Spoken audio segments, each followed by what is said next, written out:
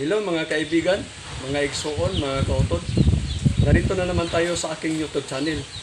Ang episode nito ay tungkol sa mga pangunahing pagkain ng kambing.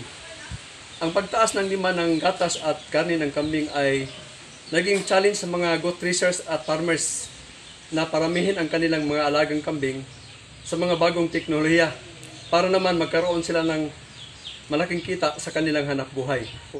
Ang kambing ay dapat pakainin sa mga masustansyang pagkain gaya ng commercial feeds, mga masustansyang halaman, 50% damo, 50% naman legumes.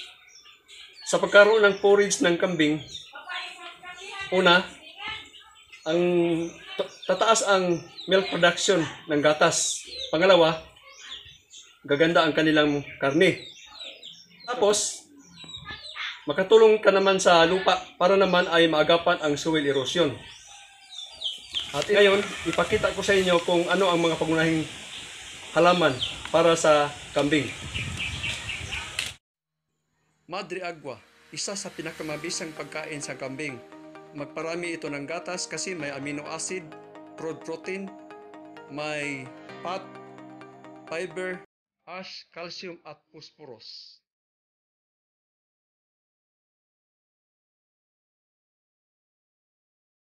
Indigo pira. Ang halamang ito ay isa sa pinakamabisang pagkain ng kambing.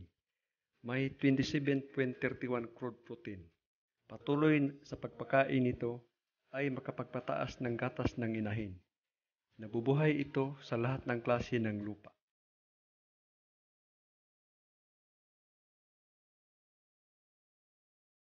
Kakawati o madre cacao. Ang scientific name ay Gliricidia cypium. Ang kahoy na ito ay tumutubo at umabot sa taas na 8 to 10 meters. Ang mga dahon nito ay may 20% crude protein. Kaya lang, hindi ipakain ang presko dahil mataas ang acidity.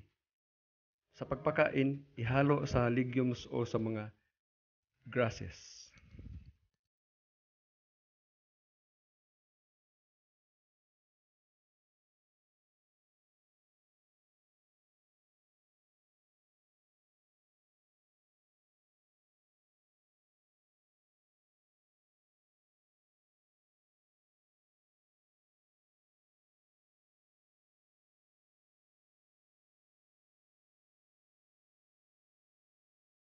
Ipil-ipil.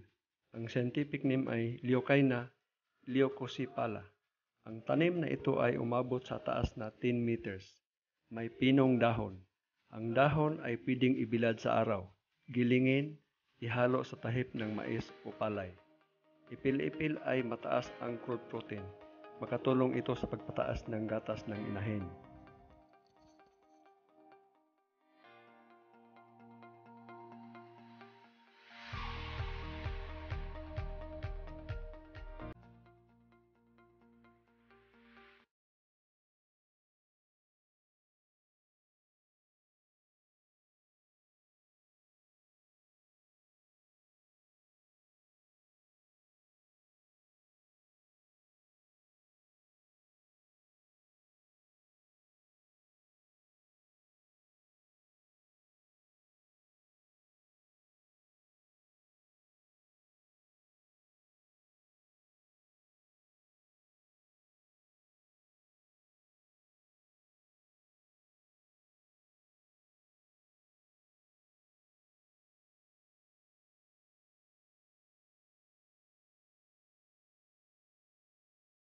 Kaliandra.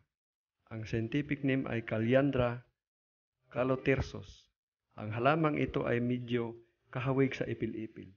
May pinong dahon, tumutubo sa lahat ng klase ng lupa. Umaabot sa 10 metros ang taas. Mabisang pagkain ito sa pagparami ng gatas ng inahing kambing.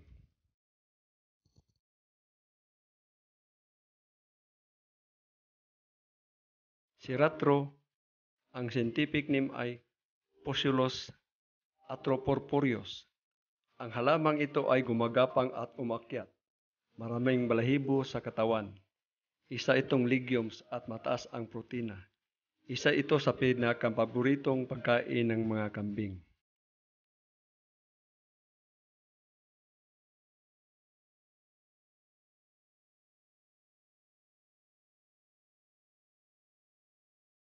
Centrosema. Ang scientific name ay Centrosema pubescens. Umaakyat at malabagon halaman, kapamilya sa Sisatro. Sa bawat dahon ay umuugat. Isa itong legumes at mataas ang protina.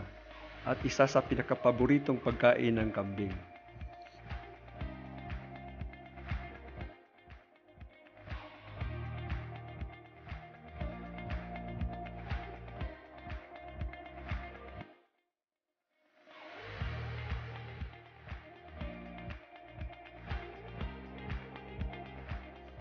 Napier grass. Ang scientific name ay Physetum purpureum. Mataas na damo, malahogis tubo.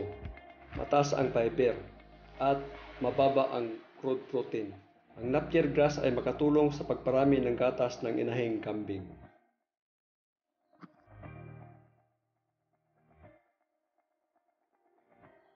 Paragrass. Ang scientific name ay Brassiria mutica. Nabubuhay kadalasan sa tubiging lupa. Mataas ang fiber, katamtaman ang protina at isa sa pinakapaboritong pagkain ng kambing.